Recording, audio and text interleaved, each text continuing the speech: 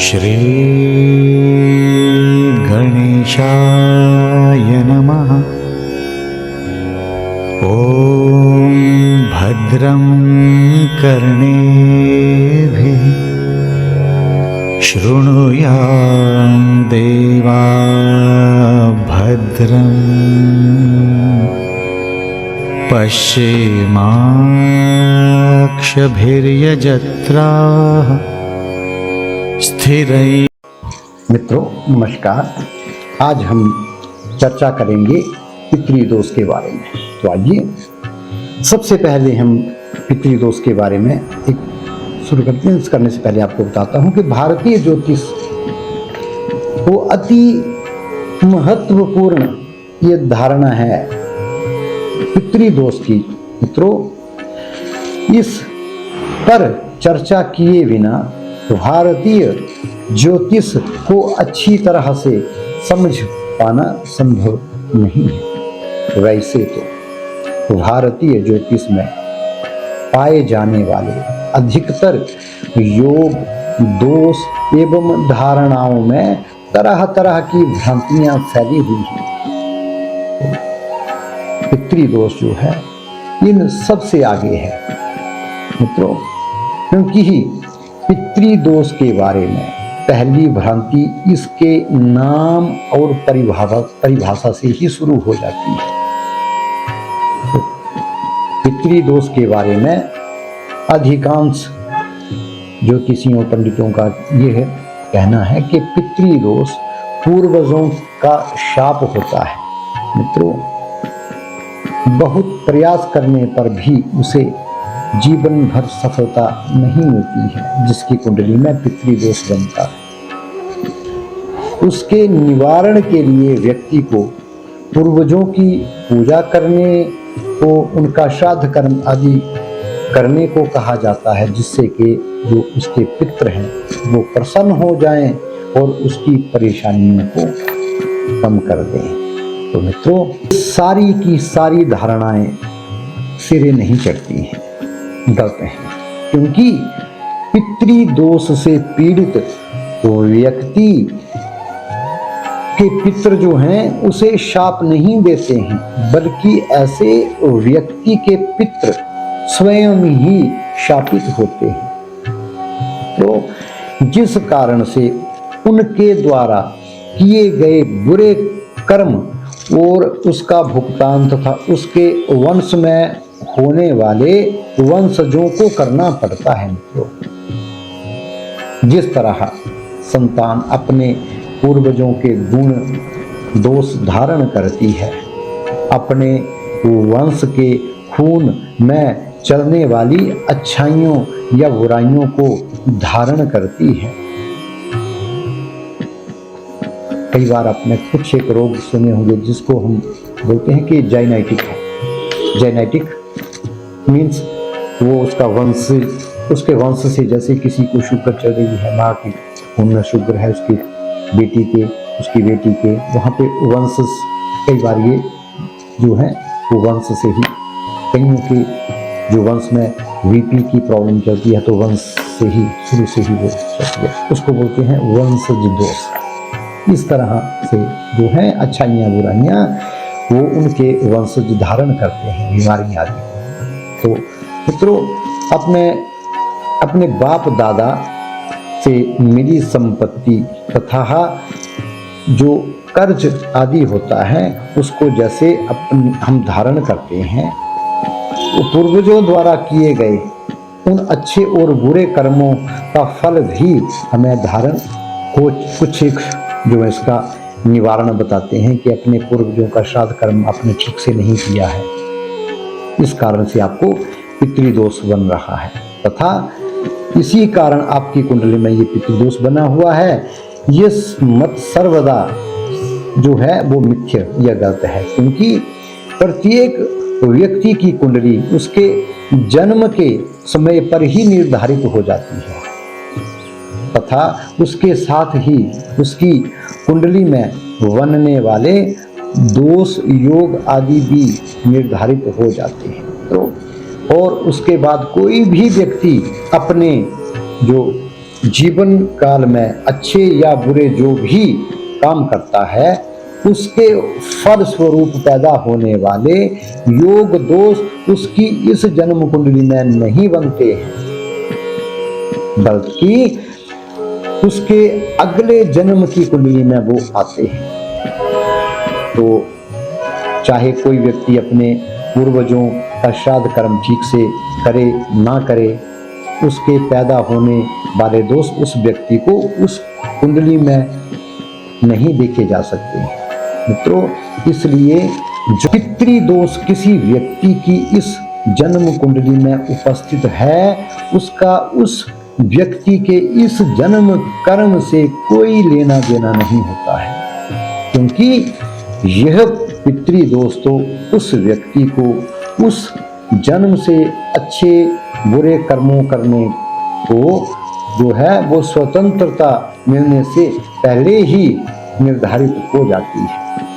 तो मैं आपको बताऊंगा कि पितृदोष के मूल सिद्धांत जो हैं वो क्या हैं, और उसका मैं आपको एक उदाहरण भी दूंगा मित्रों। एक कथा के अनुसार माता के सम्मान पवित्र माने जाने वाली गंगा के पृथ्वी पर अवतरण से जुड़ी हुई है। प्राचीन भारत में रघुकुल में जो है सगर नाम के एक राजा हुए और उन्होंने पृथ्वी पर सबसे पहले सागर खुदवाया था तथा जो भगवान रामचंद्र जी के पूर्वज थे, उन्हीं राजा सगर के पुत्रों ने एक बार गलत फहमी के कारण तपस्या कर रहे कपिल मुनि पर आक्रमण कर दिया था और कुपित क्रोधित होकर के कपिल मुनि के जो नेत्रों से क्रोध अग्नि निकली थी, उससे उन सबको उसने भस्म कर दिया था। जब राजा सगर को इस बात का पता चला तो वह समझ गए कि कपिल मुनि जैसे महात्मा पर आक्रमण करने के पाप कर्म का फल उसके वंशज आने वाली पीढ़ियों में भुगतेंगे या उनको भुगतना पड़ेगा। अतः उन्होंने तुरंत अपने पौत्र अंशुमन को मुनि के पास जाकर के इस पाप कर्म का प्रायश्चित करने के लिए पूछने के लिए कहा, जिससे उनके वंश से जो है इस पाप कर्म के बोझ से दूर हो जाए तथा उनके मृतक पुत्रों को भी सदगति ही जो वो प्राप्त हो। तो मित्रों, अंशुमन के प्रार्थना करने पर मुनि ने बताया कि इस पाप कर्म का प्रायश्चित करने के लिए उनके वंश के लोगों को भगवान ब्रह्मा जी की पूजा तपस्या करनी पड़ेगी और स्वर्ग लोक से लोगों जो स्वर्ग लोक की सबसे पवित्र नदी गंगा को पृथ्वी पर भेजने के लिए ब्रह्मा जी से वरदान मांगना पड़ेगा या मांगना होगा तथा गंगा के पृथ्वी पर अवतरित होने या आ जाने पर मृतक राजपुत्रों की जो अस्थियां हैं उनको गंगा की पवित्र धारा में प्रवाहित करना होगा, तभी जाकर के उनके वंश में जो है वो इस पाप कर्म का बोझ उतर पाएगा।